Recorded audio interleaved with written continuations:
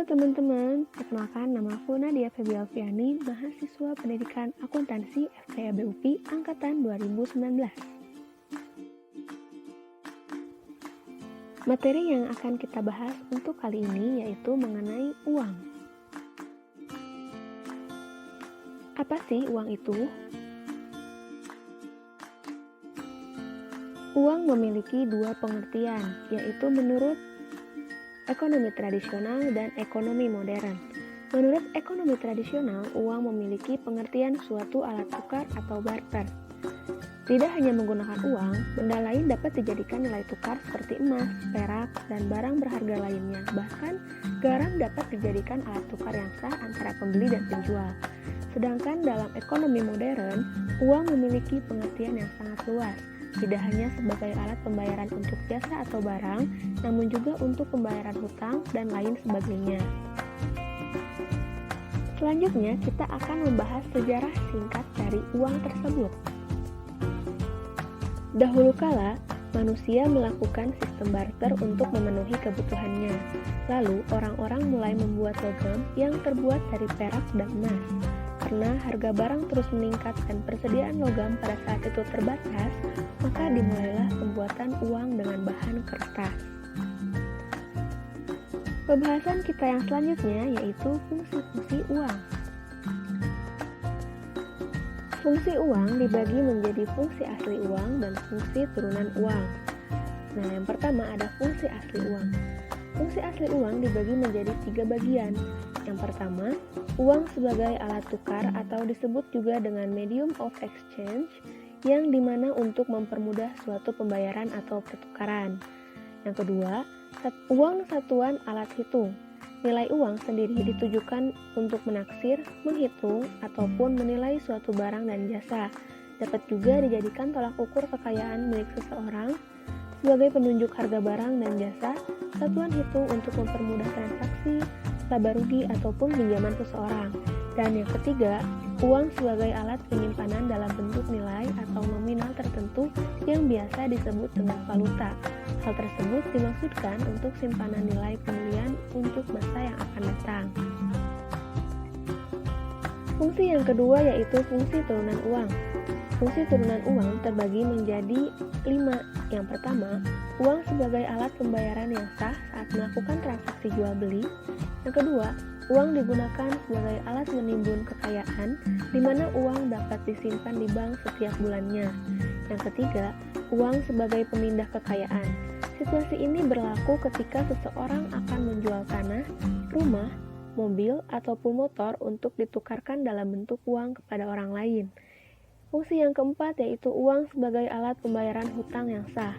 Ketika sistem barter sudah tidak diberlakukan, maka uang dinilai sebagai alat pembayaran hutang yang sah. Dan fungsi yang kelima yaitu uang sebagai salah satu alat pergerakan ekonomi. Hal tersebut sangat terkait ketika nilai mata uang mengalami kenaikan atau kemunduran akan berpengaruh pada kegiatan pasar di masyarakat. Pembahasan kita yang selanjutnya yaitu syarat-syarat uang. Adapun syarat-syarat uang berlaku dengan ketentuan sebagai berikut. 1. Acceptability, yang berarti dapat diterima sebagai bukti alat bayar yang sah oleh masyarakat, khususnya antara pedagang dengan pembeli. 2. Benda yang akan diperjualbelikan harus sesuai dengan ketentuan pemerintah. 3. Uang wajib terbuat dari bahan-bahan yang dapat tahan lama dan tidak mudah luntur. 4. Uang memiliki kualitas yang sama. 5. Nominal uang yang di pasaran dapat memenuhi kebutuhan masyarakat. 6. Uang wajib memiliki syarat mudah dibawa kemana saja. 7. Uang juga wajib mudah dibagi atau ditukar dengan nominal lain tanpa mengurangi jumlah uang itu sendiri. Dan yang terakhir, uang wajib memiliki cenderung kestabilan dari waktu ke waktu dalam jangka waktu yang panjang.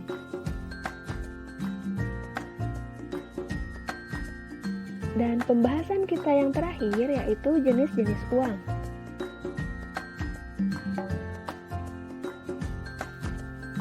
Jenis-jenis uang terbagi menjadi 3, yaitu jenis uang menurut jenisnya. Yang kedua, jenis uang jika dilihat dari bahan pembuatannya. Dan yang ketiga, jenis uang menurut nilainya. Nah, untuk yang pertama yaitu jenis uang menurut jenisnya, yaitu ada uang kartal dan uang giral.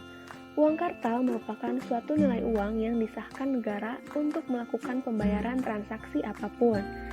Sedangkan uang giral merupakan suatu nominal uang dalam bentuk yang berbeda-beda dan dapat diambil sewaktu-waktu. Contohnya cek, bilet giro, kartu debit, kartu kredit, dan lain sebagainya. Jenis uang yang kedua yaitu uang jika dilihat dari bahan pembuatannya. Di sini ada dua, yaitu uang logam dan uang kertas. Uang logam awalnya terbuat dari emas dan juga perak, namun bahan pembuatan uang berubah dan digantikan dengan yang lebih tahan lama. Umumnya nilai mata uang logam tidaklah besar. Yang kedua, uang kertas terbuat dari bahan kertas yang memiliki ketahanan yang cukup tinggi.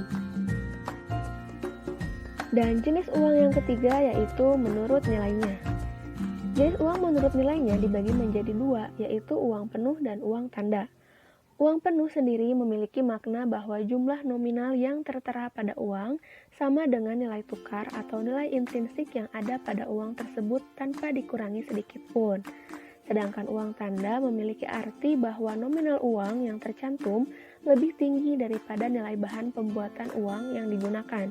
Contohnya, jika pemerintah akan membuat uang senilai Rp2.000, maka harus membayar sejumlah Rp1.500 terlebih dahulu. Kesimpulan dari materi kita kali ini, uang yang ada pada perkembangan zaman modern saat ini merupakan alat pembayaran yang wajib dan sah digunakan oleh seluruh lapisan masyarakat untuk memperoleh kebutuhannya sehari-hari. Nilai intrinsik uang akan berbeda sesuai dengan bahan pembuatannya. Luasnya, penggunaan uang menjadi nilai tukar antara satu negara dengan negara lainnya. Tiap negara wajib mempertahankan nilai mata uang mereka agar tidak mengalami inflasi yang mempengaruhi kegiatan ekonomi di pasaran dan menjaga kestabilan harga kebutuhan orang banyak. Mungkin cukup sekian pembahasan kita kali ini. Mohon kritik dan saran dari kalian semua. Sampai jumpa di lain kesempatan. Terima kasih.